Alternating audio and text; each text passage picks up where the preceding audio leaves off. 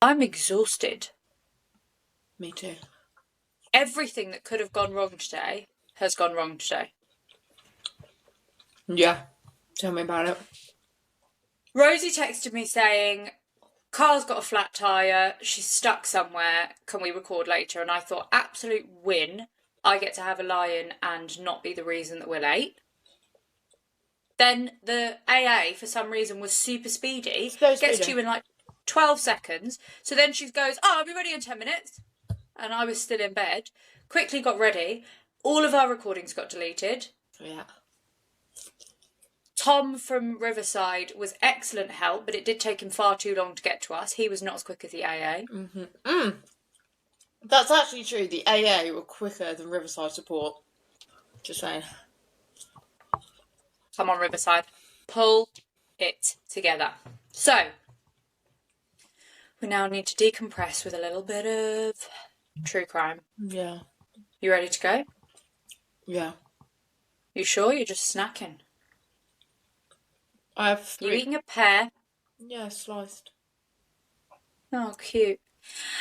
Hello, and welcome to our podcast. Hi, welcome to our podcast where we are so tired because everything that technically could go wrong has gone wrong. Yeah. But we're so dedicated, we're still here even though we both need a nap. Yeah, honestly, my day started 6 hours ago and it should be over already. Yeah, I mean, mine was about an hour and a half, but I thought we'd have recorded and I'd be back in bed by now. I mean, it was an hour and a half of stress for you, so understandable. It was. I'm shattered. Tell them what our podcast's called, please. That was my last slide. Our podcast is called 26 to Life, where after 26 years of friendship, we have been friends for longer than a life sentence. I saw you were saying it to yourself as well, and you were like... Was I? You were like moving your mouth at the same time, I swear. Because you knew what I was going to say, and you were like... 26 to Life. Our podcast is called 26 to Life. Hi, and every week, twice a week, Rosie and I tell each other true crime stories from the UK that the other one has not heard. Please go and follow us on everything because we work so bloody hard to get this out. Yeah. And we love interacting with you, and we are on TikTok and Instagram at 26 to Life _pod. We are on YouTube and Spotify at 26 to Life. Like, subscribe, comment, say nice things to us, and we try and cover all of the suggestions that we get. Sometimes we can't because they're not in the right region, but as long as they're in the UK, we cover them. Yeah.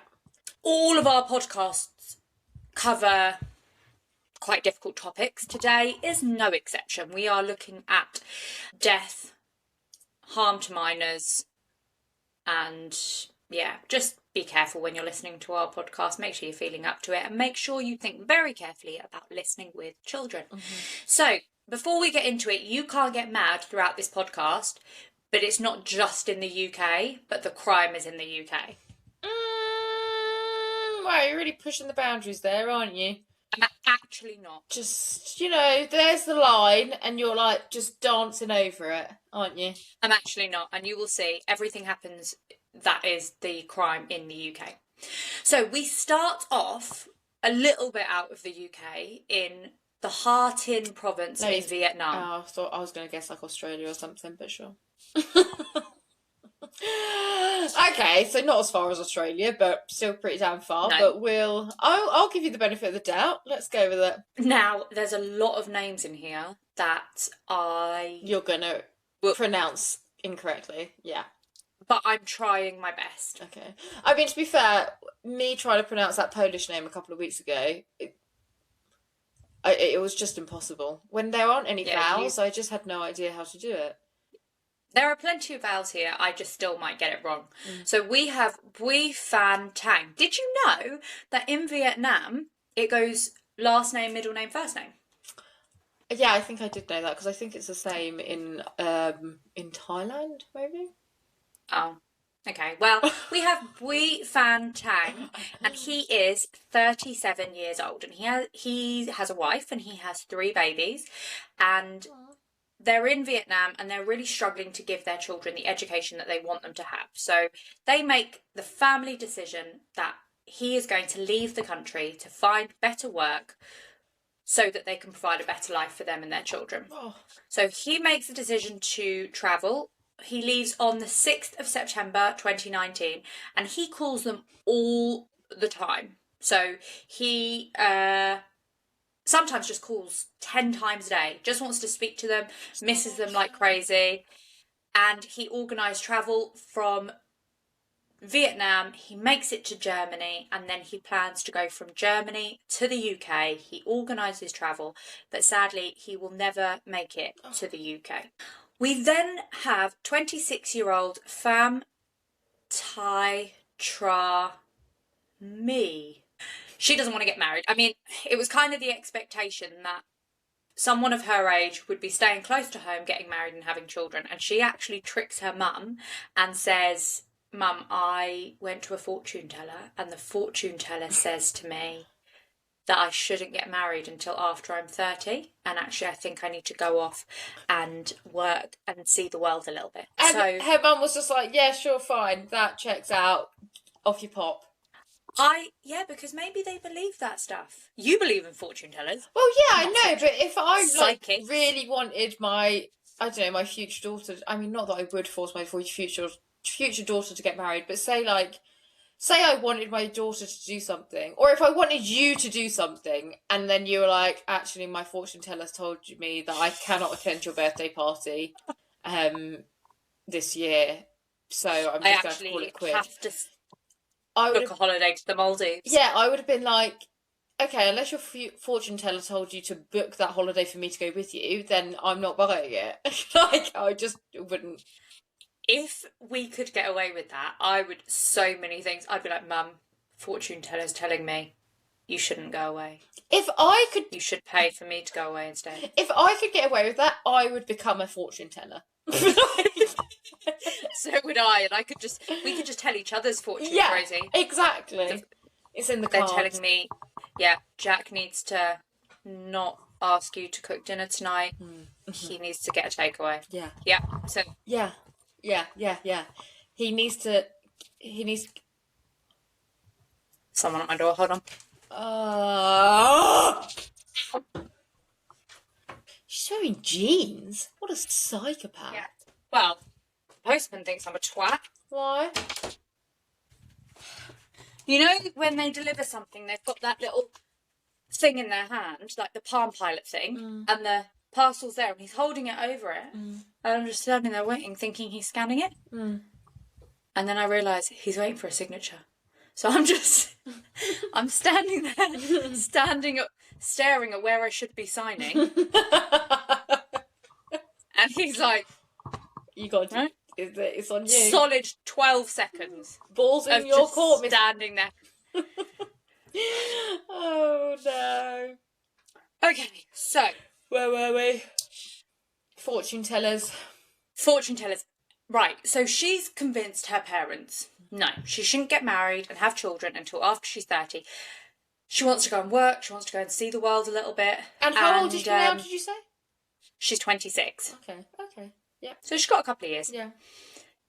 So she wants to go out and look for work. She goes from Vietnam to China, and then she goes to France. Now, when she gets to France, she wants to go to the UK, and she says to her parents that she has organised VIP travel for her to get to the UK, and the parents pool all the resources that they can and send her $22,000 to get herself started, pay for this travel, get herself started. You know, they...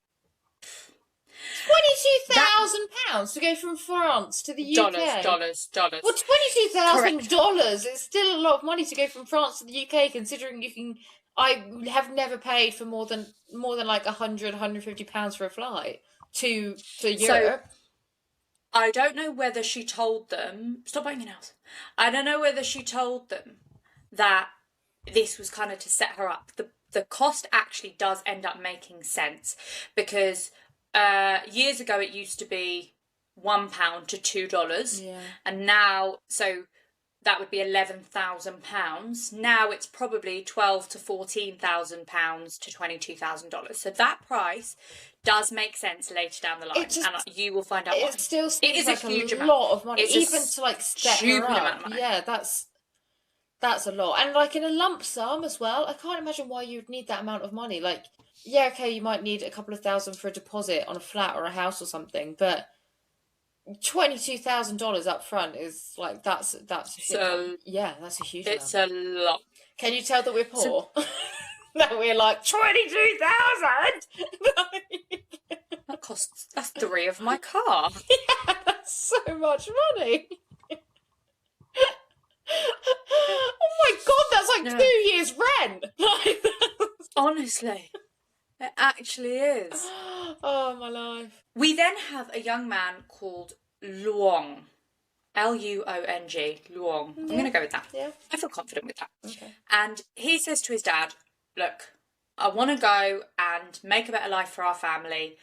Can I leave, go and work in Europe? And they come together as a family and make the decision that that is what he's going to do. Mm-hmm. So he travels to Russia, then to Ukraine, then to Germany, then to France. Along the way, he works, eats, sleeps in these Vietnamese restaurants, and he decides he's going to go to the UK. He, 3, will also never make it to the UK. Oh. So we've got these 3 people, they'll never get there.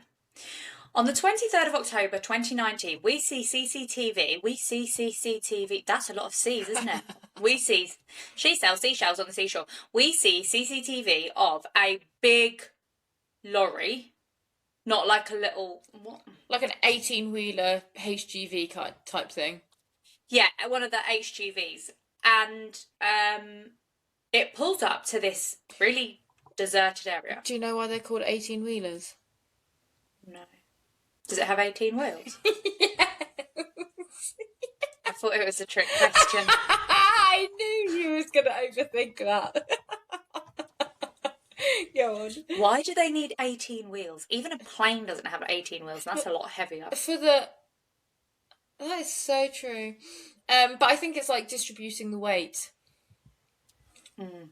But I don't... Yeah, but surely a plane needs that. Well, yeah, you think. But maybe they're just more reinforced.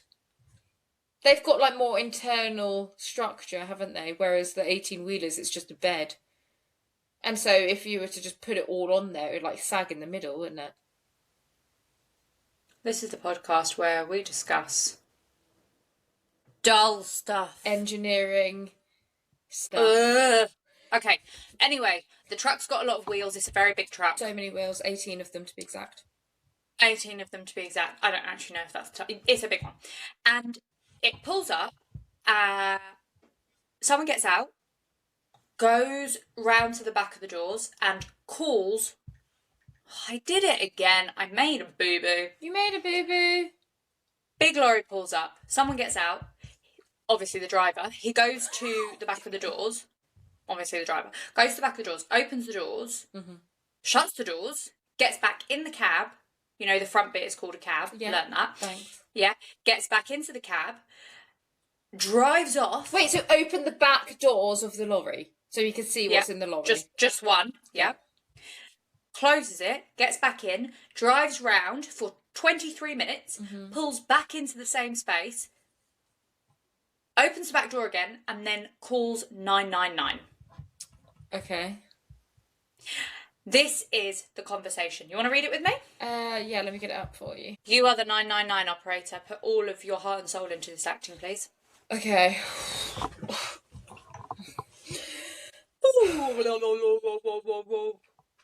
Hello, caller. Is the patient breathing? No, I'm a lorry driver, and imagine I have an Irish accent as well. No, I'm a lorry driver, and I have just lifted a trailer from the port. I don't think so. There's loads of them. There's immigrants in the back, but they're all lying in the back. I can't imagine your Irish accent. You're going to have to try and do it for me. I can't do an Irish accent. Fine. How many... Well, that's a whole region of listeners that we've lost. I love the Irish accent. I just can't do it. I'm from South East London. Nobody wants our accent. Apparently, Cockney accent was rated like one of the sexiest. Gross. Firstly, I do not have a Cockney accent. I'm just saying, Cockney and South East London is like... Do you know who technically the Cockneys were? Do you know where that came from? Probably. My granddad was a classic Cockney. It originated, if you were a Cockney, if you were born within being, like, hearing distance of the Bow Bells. Okay, wow, she wasn't interested by that. Can we carry on, please? 999 operator. How many approximately? I don't know. 25? 25 patients not breathing.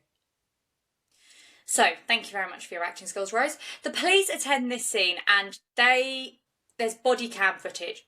All right, stop reading the notes ahead. Okay, I can see you. There's just this overwhelming feeling of shock. There's body cam footage, there's footage on the dash cam footage, and we have PC Jack Emerson, and he says he approaches the truck head on, like he's driving towards it. He drives past it, he looks over his shoulder, and he can see that one of the back doors is open, and out of this back door, steam is coming out. So they walk over, and you just hear someone say, like, Jesus Christ. And then they all just stand there in utter silence and in shock. They are, it's horrific. They just say that there was bodies upon bodies, and there's a forensic kind of drawing where you see it, and some of them are lying next to each other, some of them are curled up. It's wild. There's nothing. Nobody's ever seen anything like this. This is ridiculous. One of the police officers says, should we do CPR? I think he said we're going to have to do CPR until we're sure that they're not alive, right? So they arrest the driver. They say he doesn't seem shocked, he doesn't seem stressed, he doesn't seem anything. For the fact that he's just discovered 25 people in the back of his lorry dead, and he's not panicked. He's not. Suspicious. No. Not vomiting in a ditch. He's not freaking out the way you would. And by 8 a.m. the next day, they have established that there are 39 victims in the back of this. Jeez. What's it called? Like in the back of this truck. Yeah, in the back of the lorry. Yeah. In the back of the lorry, and they don't know who any of them are. So this is now one of the biggest murder investigations that the UK has ever seen. 39!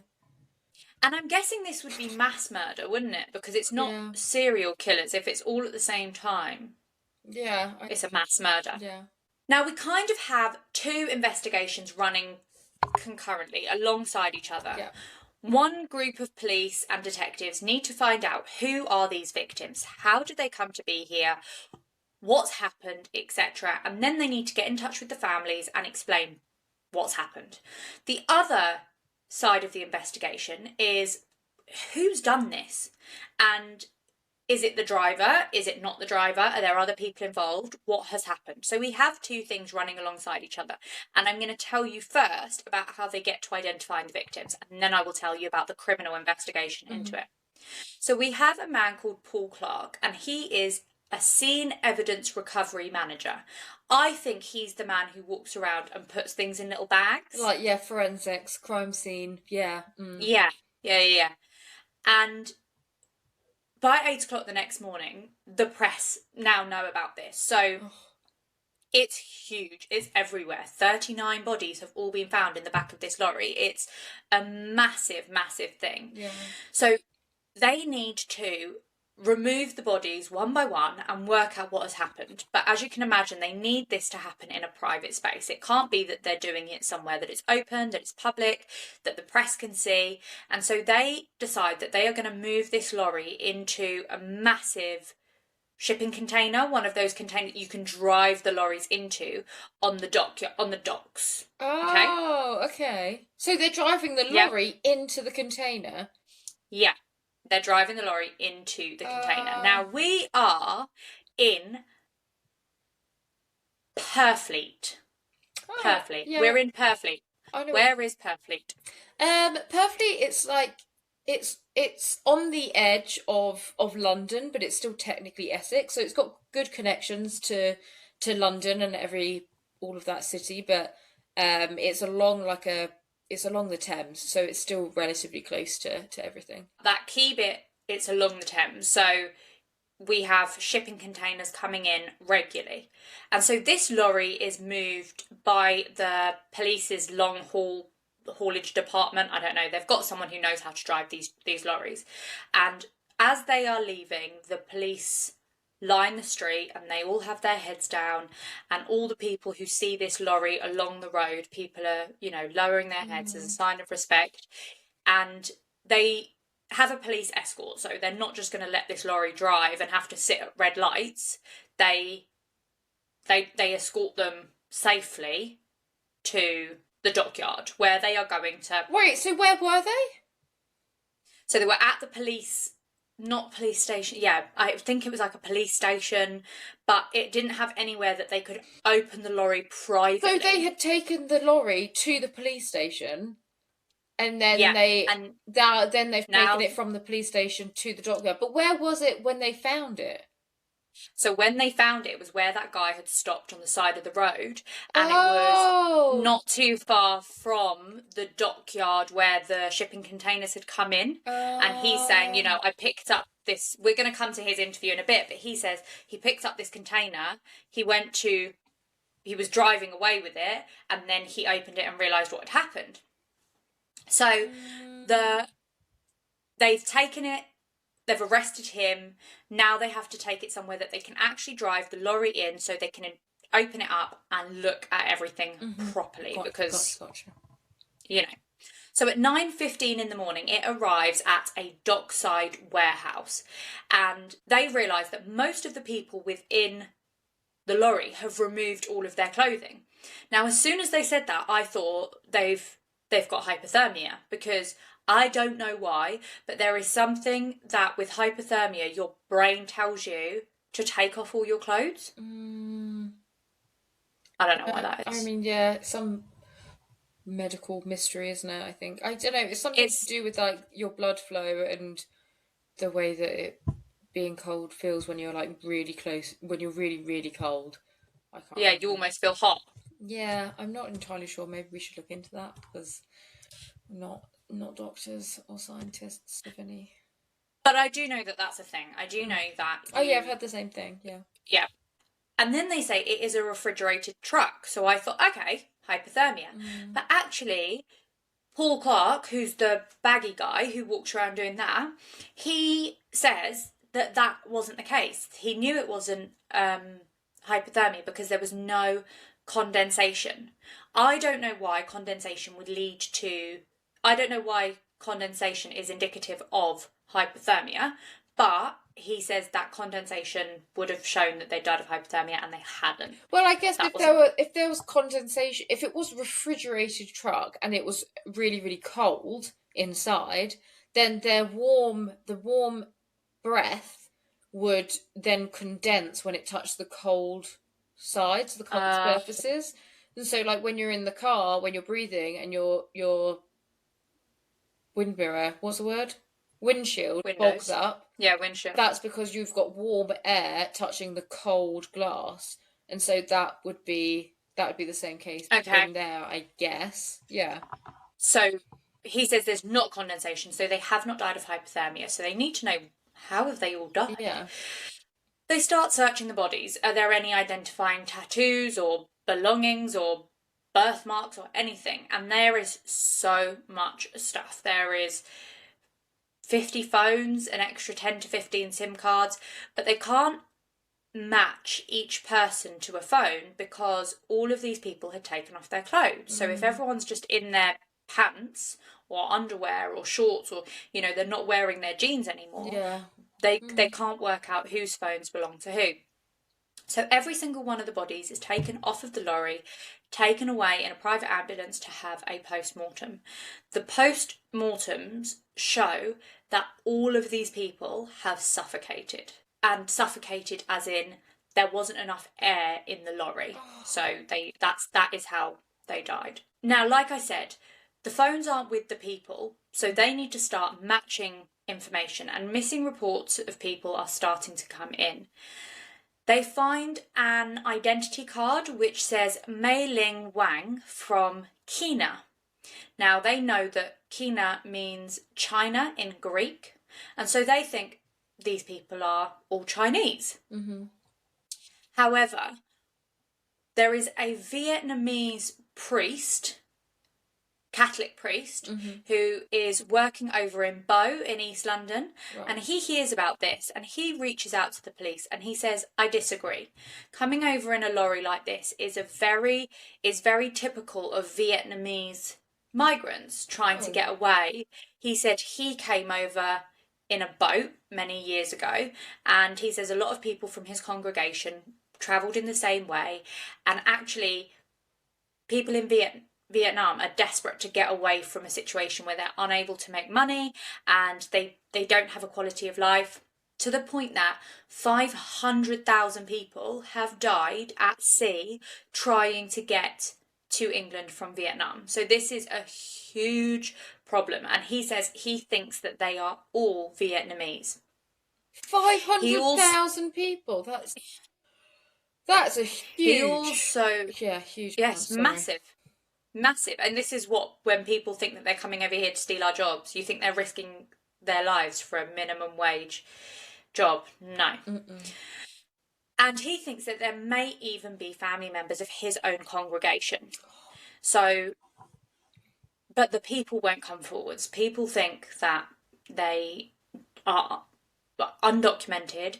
If they come forwards, the police will report them to the Home Office and then they will be deported, meaning that they are scared to come forwards and say, I think that might be a relative, or to find out if it's their loved ones. Now, I actually really liked this. The police assured Father Simon, please let your congregation talk to us. Please reassure them. We are not here to deport them. We're not here to chase them down. And he did put his faith in them. And I actually was really impressed by this, because they didn't deport them. They did keep them safe. That's and we good have a family. They kept their word. Yeah. We have a family liaison coordinator, Michelle Stoughton, and she just said that they just want to find out who these victims are. Yeah. And the people do come forwards, and they do manage to start identifying who everyone is. One police detective, he really made a good point, and he said that the press kept using words like migrants, and he said it was just a way to dehumanise these people.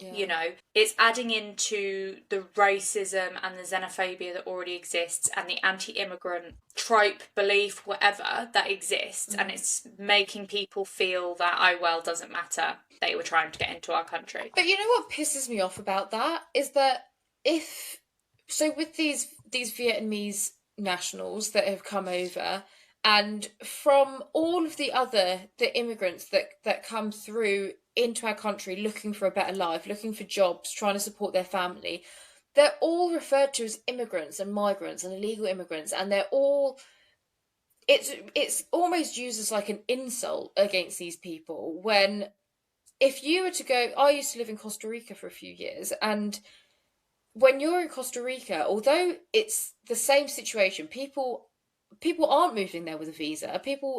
You get a 90-day tourist visa, and they'll just cross the border and come back again and get another stamp every 90 days. And I know people who had been doing that for over 10 years, just crossing the border to Panama or Nicaragua, coming back, getting another stamp, and then in 90 days doing it again. So illegal, like it's not illegal per se. It's just not, obviously you're not playing the system. It's working the system. But although all of those people who are doing that are technically illegal immigrants, you will only ever hear them being called expats. Yeah. And it's the same. Like if people from the US or the UK or Europe, they move to Costa Rica, or maybe people in Spain. The UK go and live in Spain and Portugal, they're all called expats. It's the expat community. But if anyone comes to the UK, or if anyone dares move to the US, like trying in search for a better life, they're immigrants. And it's like, it's almost like a dirty word, but even if it's legal.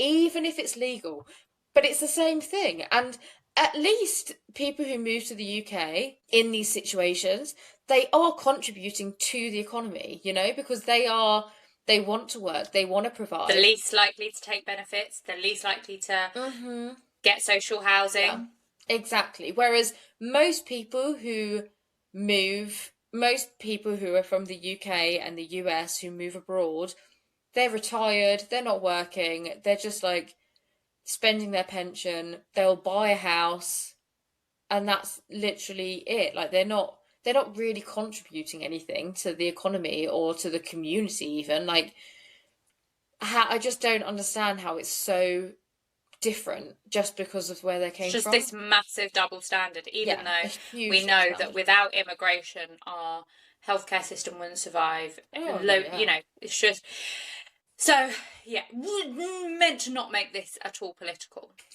I mean, so far we've spoken about engineering, we've spoken about politics, we've spoken about maths, science. I haven't. I know nothing about any of those things.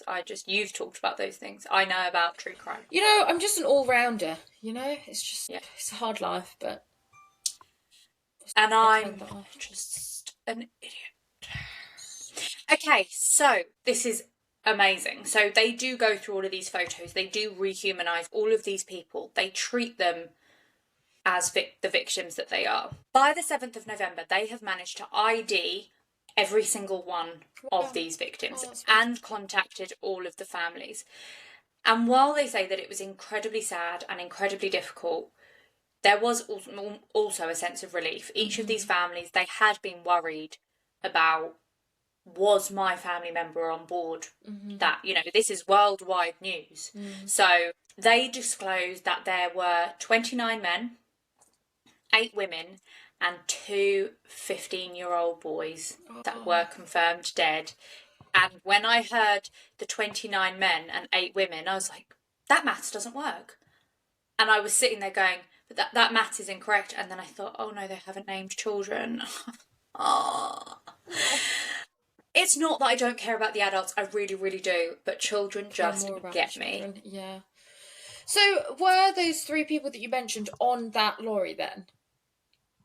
My question, and we are the 26-year-old who didn't get married, I can't remember her name. Was it? Why, if she was just going on a holiday, why did she choose to travel this way? She wasn't going on holiday. She was saying to her parents she wanted to do stuff before she got married and settled down, but that was working abroad. Sure. Going and earning some money to set up her life, because a lot of them haven't got anything to start their life. They don't have property or, it's hard. So that's what she wanted to do. Okay. Now we are going to come back to the families. As I'm sure you will have guessed, I will talk a lot about the victims and the families.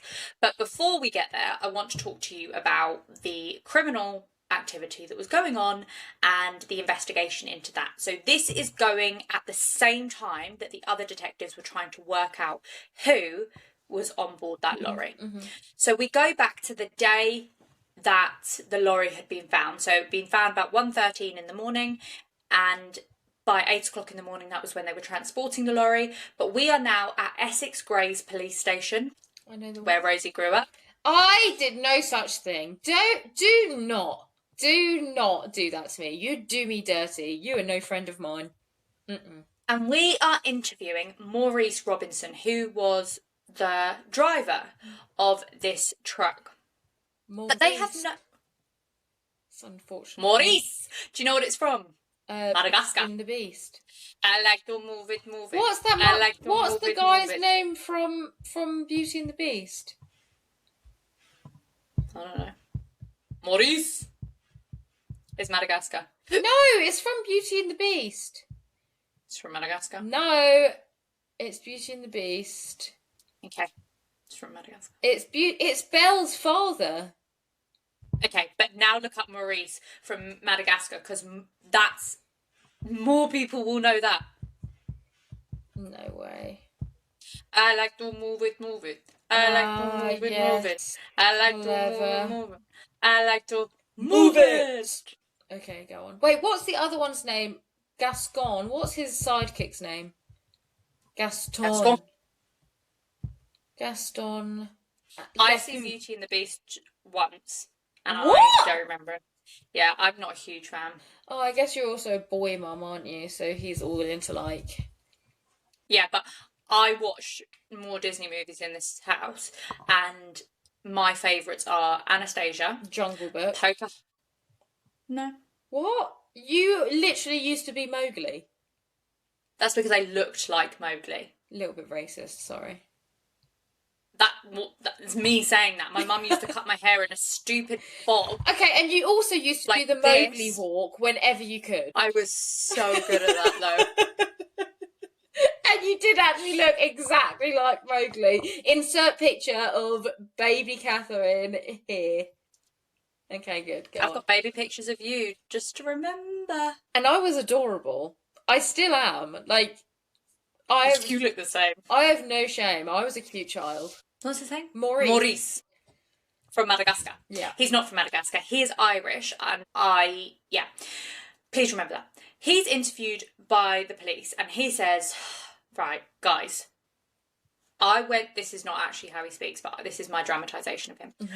I went to pick up this container that was meant to be empty. So I drove to where I was meant to be driving to, and I went round a corner and I heard a bump. And I thought, that's not right. So I got out of the cab, went round the back, opened up the door, saw, and he's crying and he's really emotional, called the police, and it's all just tragic. Liar! Liar! Liar! Liar! That's a lie! Tell me they know that he's lying. You already told us that he's lying. If you weren't listening at the start of this episode, then joke's on you, because we've already solved the case. Okay, but when I first did this, I believed him. And the reason I believed him is because when I first watched the documentary, they are very clever. And they don't show us him going around again. They just show us him opening the door, calling the police. Oh, no. And then you see him in an interview. And even Greg, DCI Greg, he says, yeah, it's Greig, but I'm going to go with that being Greg. Greg. Maybe that's a typo. Greig. Maybe it's a typo. I think it's a typo.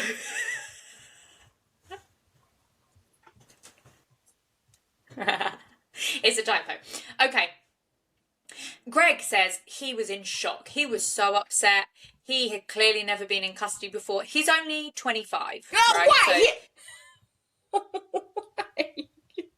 He's 25 and his name's Maurice. I like to move it.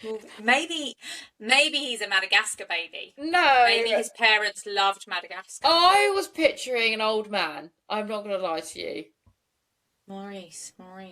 I was picturing like 50s, 60s. Slippers. But I did not expect like a kid in his 20s. No, he was young. Yeah, that's... yeah. He's actually older than us, but at the time he was young. How is he older than us? He's 94.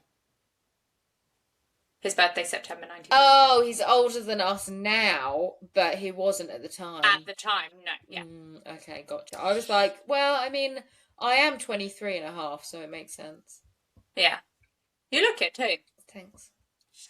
However, they watch all of this CCTV and they say, hold on a minute.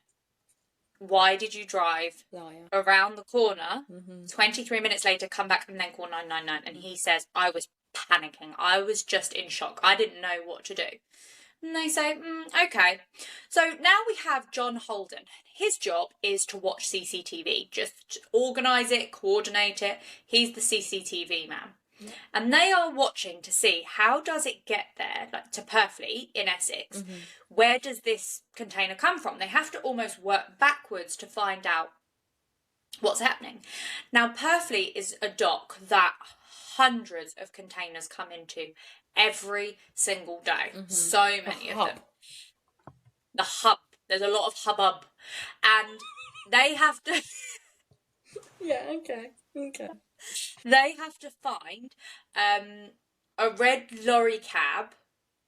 Red lorry, yellow lorry, red lorry, yellow lorry, red lorry, yellow lorry, red lorry, yellow lorry, red lorry, yellow lorry. Oh, no. They have to find a red lorry cab, which is the front of it. Yeah. The front of the lorry. Thanks for mansplaining that. Brilliant, thanks. With a white trailer.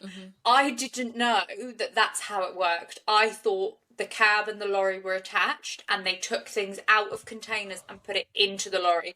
I can see how my way is less efficient, but it does stop things like this happening, I will say.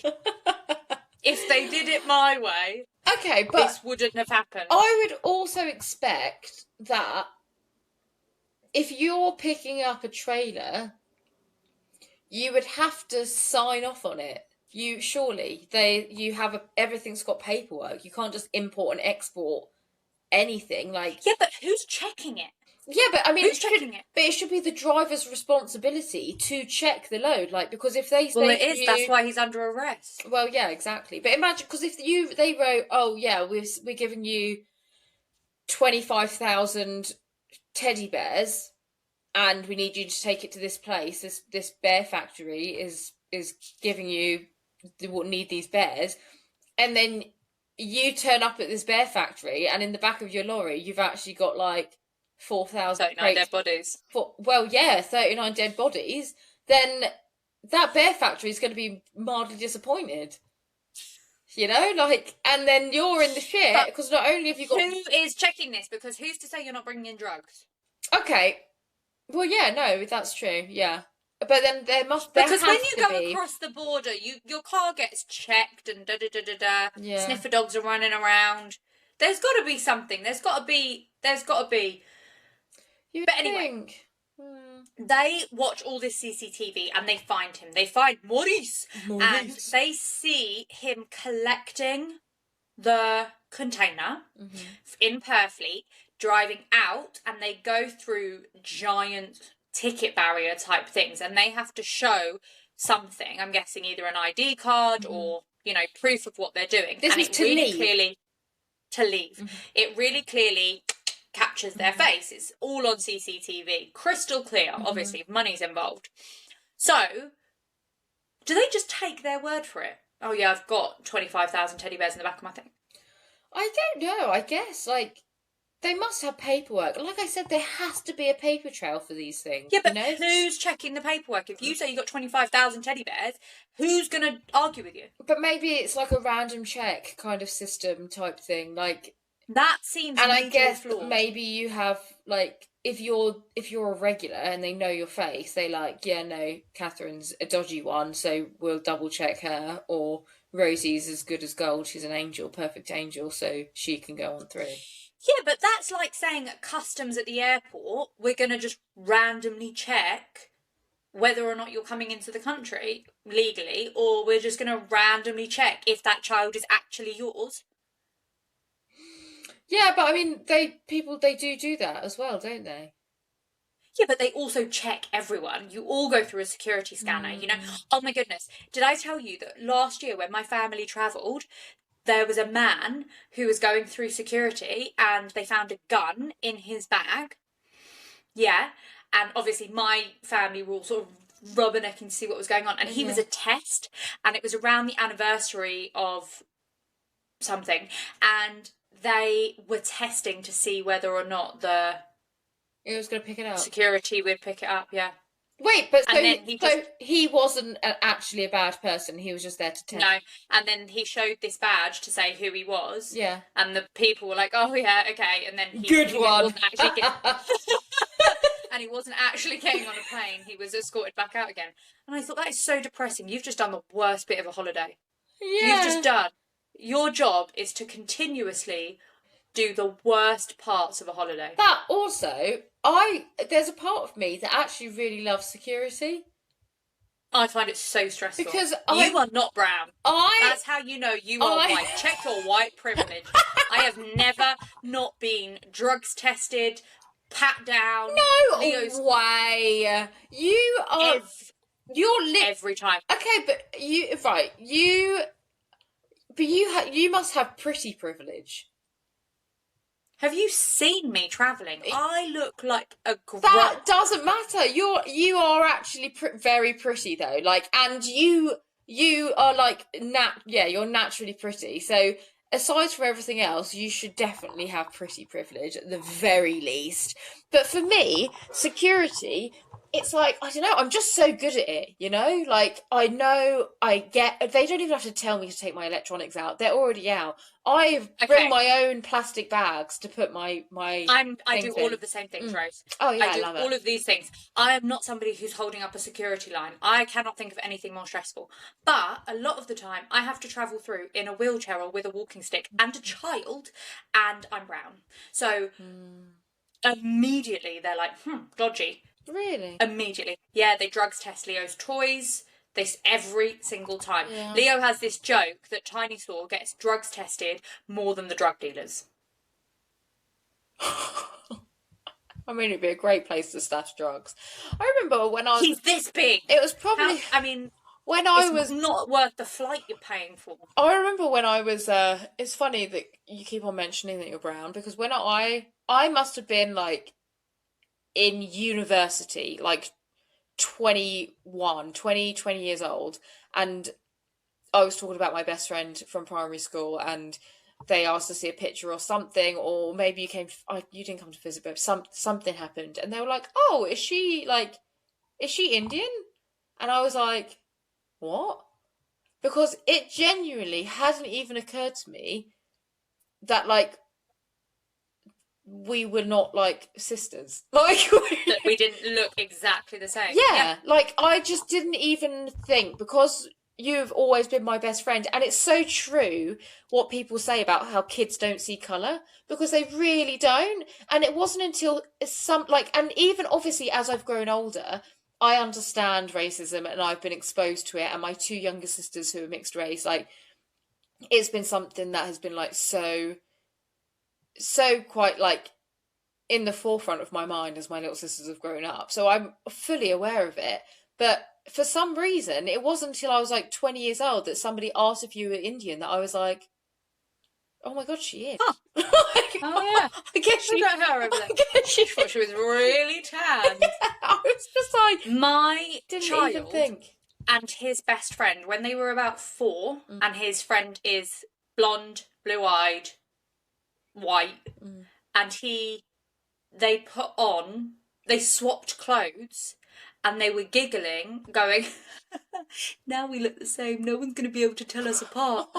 I was like, you two are idiots, because one of you is brown. And they had no clue. They just thought that if they swapped clothes, they looked exactly the same, because they are just the same person. I just thought that was so cute. But you're right, kids don't see it. Kids don't see it. If a child is racist, it comes from home. I have always said this, always believed this. Prejudice is not born, prejudice is made. Yeah. Where the heck did I get to? Because we are 52 minutes into a recording and we're not even a quarter of a way through. I'm so sorry. So, Maurice, he is seen on CCTV leaving this Purfleet dockyard. Now the police present to him, we know you got out of the cab, walked around the back, opened the door. It is so clear on CCTV as well. It's obviously just a random CCTV camera on this back road. And he's heading towards this industrial estate. And they now say to him, we know that you drove away and came back 23 minutes later. And he said, yeah, I panicked. I didn't know what to do. What is it with these people saying that they just panicked all the time? Like, if I panicked, the first thing that I'd be doing is calling somebody. Like, I would be calling the police, or I'd be calling you, or I'd be calling, like, Jack's dad to be like, oh my God. Have you seen that Reese Witherspoon speech where she goes... In like scripts, she hates it when the woman turns to the man and goes, what do we do? And she's like, in no world does a woman go, what do we do? Women are the ones who go, stop your whinging, stop your whining, this is what we're doing, let's crack on, let's solve this problem. We are great under pressure. Yeah. Minor inconveniences cannot cope, will cause utter meltdown. But an actual disaster come to us. I'm prepared. Yeah, 100%. I woke up from a nap one day, And I had the three boys, so my son, my stepson, and Jay, standing there. The back gate's broken. Okay. But what should we do? Fix it. Why have you walked through the house, up the stairs, to wake me up from my nap, to ask me about fixing something in the garden? What? Fuck off. Leave me alone. Both Leo and Jay have said to me, we're out of toothpaste. Can you go and get toothpaste today? Of course I can. I go to brush my teeth this morning, open the cupboard, and staring me in the face is a brand new tube of toothpaste. Of course there is. 100%. Yeah. Not even surprised. So no woman would be... Right, anyway. Yeah. So when he was booked into... I'm so used to you telling me to stop going off on a tangent, but when you don't, I'm like, this story, and this story, and this story. Because when it's your story, I don't care. He was asked about the phone that he was booked in with, checked in with, when he was arrested, and he had to hand in his stuff. And he says, yeah, he had a phone, and it was a Samsung, he said 8 or 9. So we're at the point of smartphones, 2019. However, when they ask him, do you have another phone? He says, no. Okay, so why do you have a Nokia battery in your pocket? And he goes, oh, yeah, I did have another Nokia phone because when you go through Denmark, you lose signal. So I needed another phone that I could retain signal on. Okay, where is that phone? I got rid of it because I thought it looked really dodgy. So for me to have another phone. Now, the first thing I want to say to that is phones don't lose signal, SIM cards do. So if yours... Go on. Weird. So all you would do is buy a European SIM card and swap it into your Samsung when you're driving through Europe. Yeah. And secondly, don't get rid of the phone, you absolute idiot. And thirdly, if you were to get rid of the phone, why did you keep the battery? Like, they wouldn't have even known that you had a second phone if you had thrown away the whole thing. Idiot. That's so stupid. So stupid. And but do you know what I did realise? He lies really easily. I think he'd sat there in his cell all night thinking this is what I'll say, and this is what I'll say, and this is what I'll say. Not realising that at some point you're going to get stuck because what you're saying is nonsense. Yeah. And they say to him, we know where you've driven. We know we're going to find the phone. We know we're going to find the SIM card. It doesn't matter how much you have damaged it. We will be able to recover evidence from that. What are we going to find? Yeah, and he says, no, nothing. We're not going to find anything. Okay. Are you sure? Yeah, I'm not going to find anything. Great. So okay. Why they find the phone. Suspicious, and why did you have to throw it away? Stupid fuck. Because the police officer said, oh, what? We might think you're a drug dealer. And he said, yeah. Okay, I'm done. Carry on. If there was a reasonable explanation for something, you wouldn't hide the thing. Stop biting your nails. Well, no, exactly. Like, if I had two phones, I can't imagine. For work? Well, yeah. Yeah, let's say you had a work phone. Yeah. And you were going to, that looked a bit dodgy. You would give it 30 seconds, let them search both the phones, and then go, oh, yeah, it's a work phone. Well, yeah, because they could just go on there, see that all I'm using it for is, like, emails, and be like, oh, yeah, what a shame. Or with this Nokia, like, how much are you actually going to have on it, except for a couple of calls and text messages? Because all you can do is, like, play Snake, so...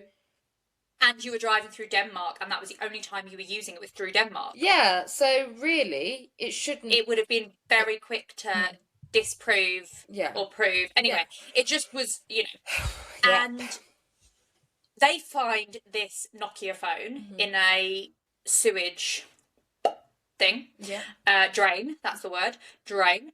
And it's absolutely battered. Like you've got the numbers at the bottom and the screen at the top. The screen's pretty much coming off. And not far away, they find a snapped in half European SIM card. Oh, so he did have a European SIM card. He just... Yeah, snapped in half further away down the road. And they send it off to forensics. They find what they need. They say to him, did you call anyone? And he said, yeah, I did. I called Ronan Hughes. Ronan was his boss. Okay. That makes complete sense. Something's gone wrong. What the heck have you just made me pick up? Blah, blah, blah. I understand that. You've called Ronan Hughes. However, he did also call another number. And they don't know who this number belongs to. But it is a pay-as-you-go number, so it's not a contract. So they are able to trace it to a man topping up the credit on this pay-as-you-go SIM card in Tilbury. So how far is that from Purfleet? 20, 25 minutes, 30 minutes max. So not far at all, right? It's another bit up the Thames. Yeah. Still in Essex. Yeah, also another major dock along there. Yeah. And they find this newsagent's where he's, off-licence newsagents, whatever you call it. And the CCTV in this thing of this man buying it is crystal clear. It is. Show me the picture. What, the CCTV? Yeah. Right now? Yeah, I want to see it. Okay, so we have this CCTV. It's crystal clear. It really However, is. this is not CSI, NCIS. No. So because the CCTV is not face on, they can't do all that running it through the database for facial recognition, which I think is a massive flaw in the system, because why do you always have CCTV cameras looking down at you like that if you can't run it through facial recognition? Yeah. Why do you have them in the pitch black? Why do they have to be the worst cameras in the world? I mean, Ring doorbell cameras. I have CCTV all around my house. It is not that expensive. It is not that hard, and they are all crystal clear. Yeah, I have like a little one that I just watch Lee when I'm out, and it is like perfect, even in the dead of night. If our podcast is anything, can we make it a CCTV podcast of please improve CCTV all over the world? Anyway, at this point, Maurice changes it to no comment. So everything else, no comment. And while they're asking him, he's crying. Now, I will say that I do think you should go no comment and go with a solicitor. Yeah. Regardless of innocence or guilt, that's what you do, because you never want to get tied up in knots. It's the same thing of, asking for a solicitor does not make you guilty. No. It is the best thing to do. Yeah, 100%. But so this is what he should have done from the start. However, I'm not saying that because I think he's innocent. I'm just saying I wouldn't place that. I wouldn't say, oh, he's guilty because of that. Exactly. I'm pretty sure Ashley Flowers has given that as a crime junkie rule, that we call a solicitor, call a lawyer. Yeah. And don't give a polygraph test. Oh my God, just wait until my next case. That is going to blow your freaking mind. God's sake. Okay. Go. So he asks for a solicitor. They stop the interview straight away. The police are really good in this case, I will say. And him and his lawyer prepare a statement. And the statement says, Maurice Robinson, and I'm paraphrasing because it was long and, Maurice Robinson knew that there were people inside. However, he didn't know that they had died. He stopped to check that they were okay, and when he opened the door, he saw this group of bodies. He was in shock and he called an ambulance. They also say that he is absolutely devastated about the loss of lives. He is terrified for himself and his family. The police now say, is he part of some kind of organised crime? Now, immediately when they said that, I thought, are you joking? Have you seen this man? You think he's part of some mafia group? And then I realised what they meant is he's part of a literal organised crime. This is not him doing this. If he is part of this, he is part of something bigger. He is not the mastermind and the executor of this entire thing. Yeah, but at the same time, he's guilty because he's just admitted to the fact that he knew that he was shipping people across the border. 100%. Yeah. And unsafely as well. Yeah, exactly. Yeah, and you're not taking people across the border because out of the goodness of your heart. This is not, there are so many people who have smuggled people out of war-torn territories. Did I ever tell you about a man during the Holocaust? There was I can't remember his name. He was a robber. He was like a petty thief, okay? And during the Holocaust, this Jewish family had hidden in the sewers, and it wasn't just one family, it was a couple of families. And he was charging them to take things down to them, right? So at first you think, it's a bit exploity. And then when they run out of money, which they inevitably do because they're living in a sewer, he carries on doing it for nothing. Just because, yes, he was a petty thief. Yes, he was a robber. He was human, and he was, There are so many examples of people doing things that are dangerous to themselves for the good of those people. These people are not it. These people are charging £13,000 to get someone across the border, to exploit them, to put them in dangerous conditions, not care about what happens to them. And that becomes so much clearer later in the investigation as well. So the police now turn their investigation to finding Ronan Hughes, okay? And they realise that he has a haulage company in Northern Ireland. We have Maurice Robinson, Ronan Hughes, both very Irish names, and they are linked to Northern Ireland. We now find out that Hughes is on the run. So when the police contact the Northern Irish police, their counterparts in Northern Ireland? Yeah. They speak to a detective, I believe he is, called Ricky Thornton, and he said, I knew about Ronan Hughes and I was like a dog with a bone. I wanted to catch this guy. The reason he knew about him is actually because he believed that he was smuggling cocaine and heroin into the country, not because of this trafficking thing. So they have a search warrant to go and search the address that is given for the haulage company that Ronan Hughes owns, and they have a warrant for his arrest, and they execute a midnight raid to go to this address to arrest Ronan Hughes where they believe he is hiding. They get there and they find that this address is a post box tied to a tree. What? How? What? You know, so the registered company address is not a building. It is this tiny red pentagon-shaped post box tied to a tree. How and they did they get even... there for their middle of the night raid, and they're all standing around this tree like, on their like fancy GPS, be like, it should be coming up on the right, everybody get ready. And then they're like, get ready. I'm imagining kind of SWAT tactics, Shamar Moore being Stay Liquid boys, and then they all jump out and they're just standing around this tree on this narrow country Irish road. Ronan Hughes has done the off. He's not even in the country anymore. That's so... He has crossed the border. Wild. He's gone. He's out of there. So now they have to piece together this entire operation and see where it started and where it finishes, because it is far bigger than just Robinson picking up a container from Purfleet. They find that this trailer has come from Zeebrugge in Belgium. Where? Sorry if I got that wrong. Zeebrugge. One more time. Zeebrugge. It's actually spelled Brugge, but I feel like it's Zeebrugge or Zeebrugge. Zeebrugge. Zeebrugge. I might record over this. You might just have an insert of Zeebrugge. Yeah. And it will just sound really odd. So they have the CCTV of the cab, the front of the lorry cab, not a taxi cab, dropping off the trailer in Zeebrugge port in Belgium. And the driver is ID'd as Eamon Harrison, who is 23 years old. And, guessing by his name, he is also Irish.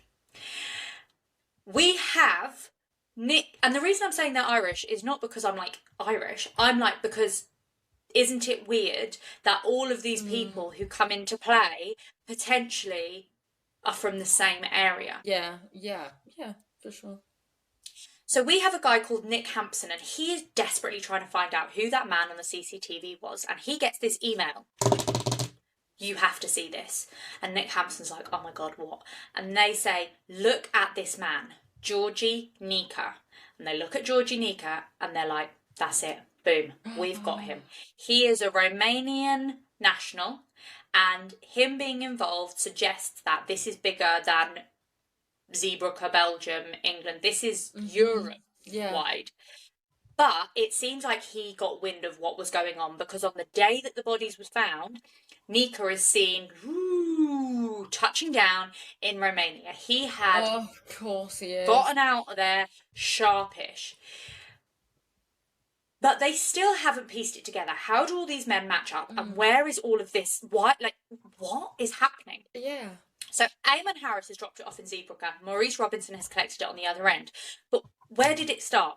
So they use the tracker, the GPS tracker in the truck, and they find this area called Bienne in France, where the truck had been. And it is a super rural area. There is no reason for this giant lorry to be going there. Mm-hmm.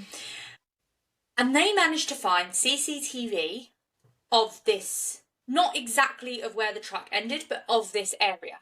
And on this CCTV, they see the truck driven by Amon Harris, driving past the CCTV. And then, not long afterwards, that's at 9:44 in the morning, a couple of minutes later, 3 taxis pull up. But we're talking big private hire taxis. So kind of the ones you would, I don't know, get on a night out. 7 people can fit in it. 7 people can fit in it. There's 3 of them, maybe 9 people. I don't know, but they're the big ones. Yeah.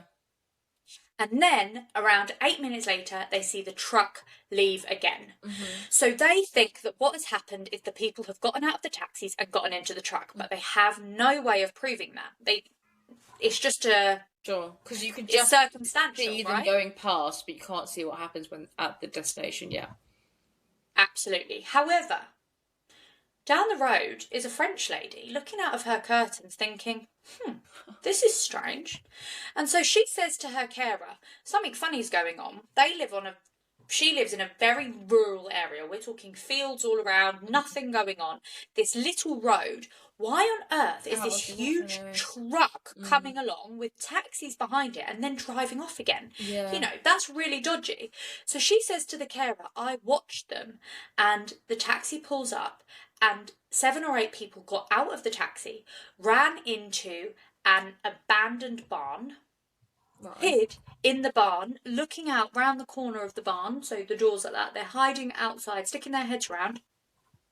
Then the truck pulls up, then the people in the taxi get into the truck, and then the truck drives away. So boom, we've got you. We now know where the handover happens between the people and how they get into the truck. But we still don't know where these people are coming from originally. How do the taxis know where to bring them? How do the taxis find them? Who's organising these taxis? And they have another break in the case. They find another one of Ronan Hughes's lorries. And in this lorry, they find a fingerprint of another Vietnamese national. Now, the police handled this really well, and they approached this witness, and this witness said, I'm terrified. If I say anything, they will hurt my family in Vietnam. I can't say anything. And they protect his anonymity, and they say how he actually was crucial in the case, but also he gave a voice to these victims who weren't able to advocate for themselves. Yeah. And the witness agrees to cooperate, and he gives a full account. And this is the account that he gives. He said that these people, they were like the mafia. And when you wanted to get into the UK, he was told to contact them. And for £13,000, they would get you from France to the UK. So Witness X, is what they called him, had flown to Poland and then to France. He was then charged £13,000 by this group, and they said, come to this house in Paris, we'll collect you in a taxi, we will then drive you in this taxi to this rural area. They get out, they are told to hide in this field, a truck pulls up, the driver gets out, the driver helps him and the others into the back of the truck, they drive off. They are then dropped, the big trailer is dropped at Zeebrugge in Belgium. They are then transported across the channel, and at 9 or 10 a.m, they arrived in the UK, the doors are opened, and they are then driven away again. This is corroborating everything that we already know. But they also then find this industrial estate not too far from Purfleet, which Maurice Robinson was on his way to. They see on this CCTV on the day that Witness X said the truck arriving, and then the cars belonging to Ronan Hughes and Georgie Nika arriving and collecting the people off of this truck. Right. Okay. Are you with me? I think so. So they're saying that he was dropped off where Maurice had stopped. No, a bit further, but it was when Maurice was on the way to it. Okay. So when Maurice stopped and called the police for those that had died, he was on his way to this other drop-off point. Yeah, where those people then would have been collected and distributed through the country, or, they've made it now. Yeah. So this operation was getting £13,000 per person. Bloody hell. It kind of makes sense, though, with the $22,000 that were being transferred. But this time, they were just greedy. I mean, they're greedy every time, but this time they have decided to cram more people into the back of the truck to make more money, and that is how they have all suffocated. So, Maurice is charged with 39 separate counts of manslaughter on the 23rd of October 2019. Amon and Ronan are extradited from the Republic of Ireland, and Nika is caught at Frankfurt Airport. So they now have 4 men in custody who've each been charged with 39 separate counts of manslaughter. But they realise they don't know where they're going to try these men. And this is where I say it is most definitely British crime. Because the truck has been driven from France to Belgium and then into the UK. If those people were dead in France or Belgium, then that would mean that it would not be tried in the UK. So they now need to work out when have they died. There is a data recorder on the side of this truck. The reason being is it's a refrigerated truck, and I suppose if you cared and were delivering goods, you would keep an eye on the temperature at various times. And this is really rough, and I apologise. They were locked in by Amon Harrison in France. By the time they get to Bruges in Belgium, it is about 12 degrees Celsius. By 11:30 a.m, it is 21 degrees Celsius. At 1:05, when they are in the petrol station, it is about 25... Yeah. 25.2 degrees Celsius. So they're in this truck for over 12 hours, because it's not open till 1:13 in the morning by Maurice Robinson. The trailer gets dropped off at the port in Belgium, and there it is 27 degrees Celsius. So it is hot, hot, hot. 3:36, the ship leaves, 36 minutes later than it was scheduled to. By 6:25, they are crossing the channel, and it is almost 35 degrees. And by 8:02 p.m, 35 degrees, that's... Yeah. 8:02 p.m, the last message is sent from a victim's phone, and there were recordings found of victims trying to speak to their loved ones, and there were messages on the phone, and I'm going to read you some of these messages. So one set of messages says, I can't breathe, I have to go now, I'm sorry, it's all my fault. Another one says, it's Twan, I'm sorry, I cannot take care of you, I cannot breathe, have a good life. The temperature peaked between 9:42 and 9:52, and at that point it was 38.5 degrees Celsius, which is 101 degrees Fahrenheit.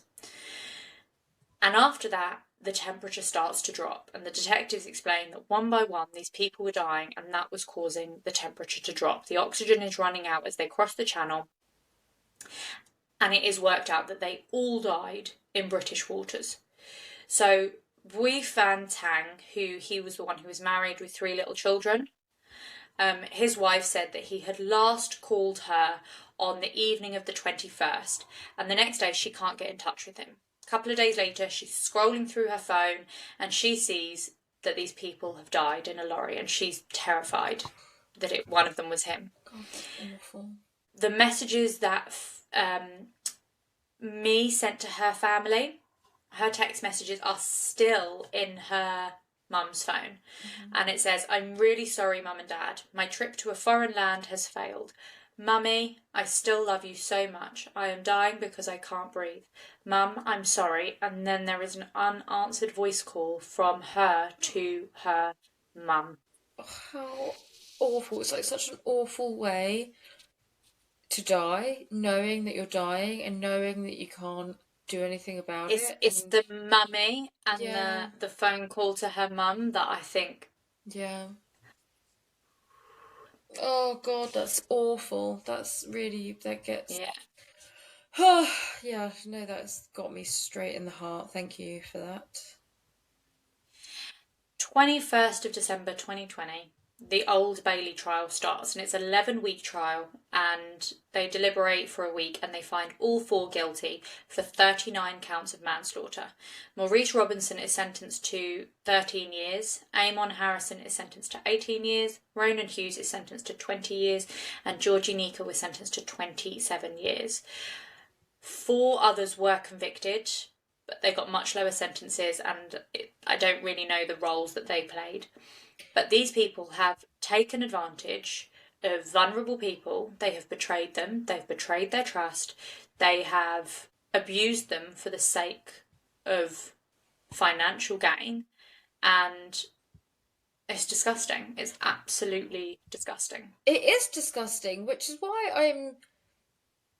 I'm kind of mad about the sentences that they received. Like, for 39 deaths that they were responsible for, as well as the whole act of human trafficking. And the maximum that he's got is 27 years, and what, 15 for the shortest. Like, that's 13. 13. That's absolutely nothing. Like, that's not long enough. They are criminals. It's not as if this is like a one-time thing. You know for a fact that they're going to come out and they're going to still be criminals. Like, that's not that I am not happy with that, though, that sentence. And also, 20 years, they'll only, let's say Ronan Hughes serves 20 years, he won't do 20 years. No, of course He'll do 15 max? Yeah. And the thing, it's like, I know that it's technically manslaughter because it's indirect, but they put 39 people in there full well knowing that they were just being greedy. Yeah, and I also, the indirect thing gets me because if I lock you in a fridge, right? This is completely random, but if I lock you in a fridge and leave you in there, that's not indirect. I have done that. Okay, yeah. I'm not shooting you in the face, but I've still killed you. Yeah, exactly. Like, to me, manslaughter is when you make a mistake. You know? Exactly. Yeah, 100%. You don't intentionally do that. Someone really feel walks in front of your car and you don't. Yeah, or like if you're in a car accident, or like you get in a fight, right? You punch them and they fall badly and they hit their head. You have not intended to kill them. Oh, it's so tricky. It's so tricky. Because people who are in a car accident get manslaughter. You know, like if a kid has run across the road and you've hit them, even if they're not on a pedestrian road, like, you still get manslaughter, don't you? Yeah, but and I disagree with that because you're not doing. If I'm driving my car at 40 miles an hour down a dual carriageway or whatever, and someone wants to run in front of my car, there is a chance that I won't be able to stop in time. Yeah, exactly. So it's not your fault, but you would still be charged with manslaughter. Yeah. So that's what your I mean. fault. You have known the risks of what you're doing. It's not as if they made a mistake, because what they were doing was still illegal. Yeah. And it's not as if somebody had climbed into their load that they didn't know about. Exactly. Yeah. They had put 39 people, they had taken the money of 39 innocent people, put them into the back of their truck, and over that 24-hour period that they were suffocating, they didn't once crack open a door for them to get air. They didn't give them a pack of water for them to be hydrated. Like, they didn't do anything. No, there was a bucket in the corner, and the most people that they had taken prior was 15. So they have more than doubled the amount of people that are in there. It is just sheer greed. Obviously, I want to end on the victims. So the bodies are flown back to Vietnam. To return a body, each family has to pay £2,204, which the families say that they are still in huge amounts of debt from everything that they've forked out. And the police are working to end deaths in haulage vehicles. And I do understand that, you know, to say we're never going to have people trying to migrate anymore is just not, it's not going to happen. So they do have to improve safety measures. This is why I was saying, you know, we have to be checking.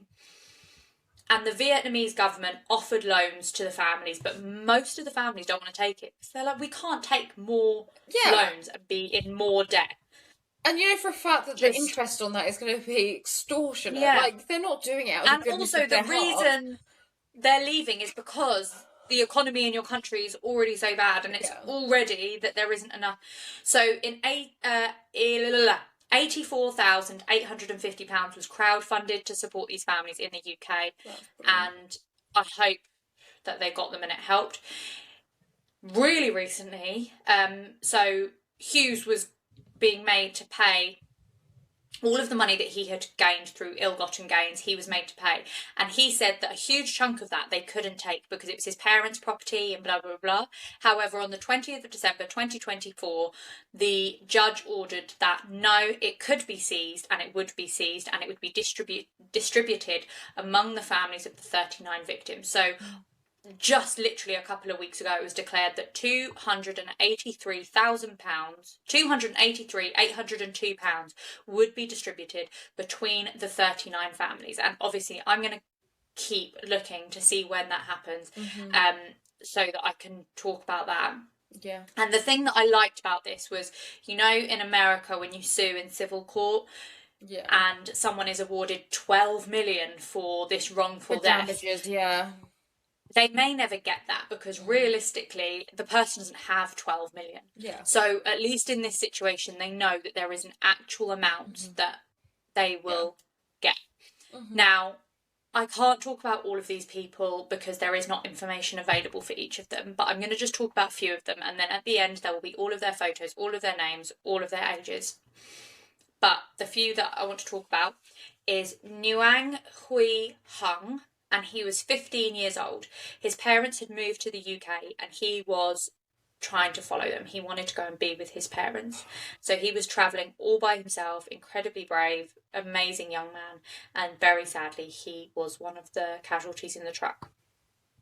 Nguyen Dinh Tu was 26 years old, and when he was discharged from the military, he had borrowed money in order to start his family life. He had wanted to get married and have a baby, but he actually realised that he couldn't get a job. So he was trying to move to the UK to find work when he was in this truck, and he leaves behind his wife and their 18-month-old baby.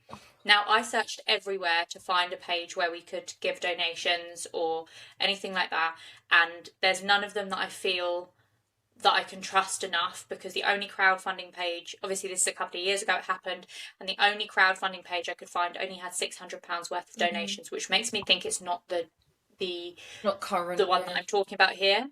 So what I did was I actually found a charity called the Children of Mekong, and I have donated on our behalf towards construction of a new school in Vietnam, because while education is free in Vietnam, it's often that they can't access it because buildings haven't, you know, they don't have access to the materials, the building materials, etc, etc, etc. So I will link that page. It looks like they do amazing work, and hopefully if we can support the next generation of young people in Vietnam, then we will have less issues with, you know, these people having no quality of life whatsoever. Obviously, to all of the families who lost a loved one, we just, my heart goes out to you.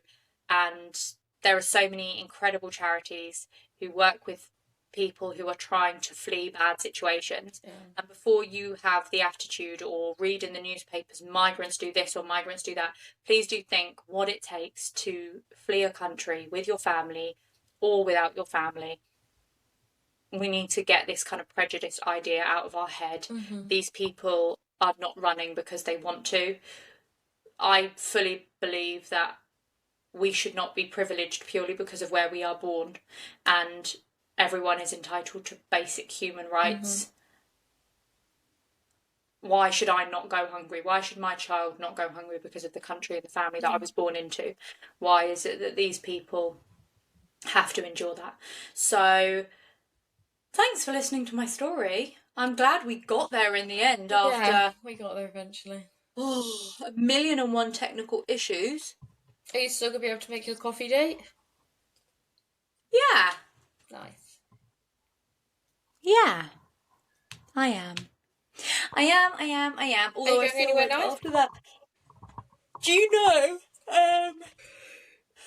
Probably, yeah. No. It's really cute. It's an independent bookshop Oh, nice. down the road. But it's close enough for me to be able to walk, which is nice because I never manage to walk anywhere. But I'm going to go and quickly run Arlo around the park, go for a little walk. I'm going to go pick up my car. Oh my god, my car is also in the garage. What for? Just having its MOT done. But I thought that was quite funny that both of our little cars, because we've got the same little car, both of our little cars are in the garage. And I'm like, Cute. So thank you so much. Next time, Rosie is going to be telling us about a spy in a bag. Yeah. Is that right? Looking forward to it. Yep. I will speak to you guys My soon. next story is ridiculous. So I will see you later. Please go and follow us on everything and say nice things, and we love you so much. Thank you. Bye-bye. Bye. Bye.